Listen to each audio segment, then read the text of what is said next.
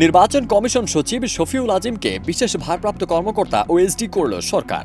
আজ ৩ ডিসেম্বর জনপ্রশাসন মন্ত্রণালয়ের ঊর্ধ্বতন নিয়োগ শাখা ১-এর উপসচিব জামিলা শবনমের সই করা প্রজ্ঞাপন থেকে বিষয়টি জানা গেছে। প্রজ্ঞাপনে বলা হয়েছে, ইসি সচিব শফিউল আজিমকে জনপ্রশাসন মন্ত্রণালয়ে ওএসডি হিসেবে পদায়ন করা হলো। অবিলম্বে এই আদেশ কার্যকর করা হবে। গত ২১ মে বিমান বাংলাদেশ এয়ারলাইন্স লিমিটেডের ব্যবস্থাপনা পরিচালক শফিউল আজিমকে পদোন্নতি দিয়ে নির্বাচন কমিশনের সচিব হিসেবে নিয়োগ দেয় সরকার। ক্ষমতাচ্যুত আওয়ামী লীগ সরকারের সময় সচিব পদে নিয়োগ পাওয়া বেশিরভাগ কর্মকর্তাকে ওএসডি করেছে অন্তর্বর্তী সরকার। কয়েকজনকে বাধ্যতামূলক অবসরে পাঠানো হয়েছে। এবার এই তালিকায় যুক্ত হলেন শফিউল আজিম। ফারদিন সানি, দেশ রূপান্তর।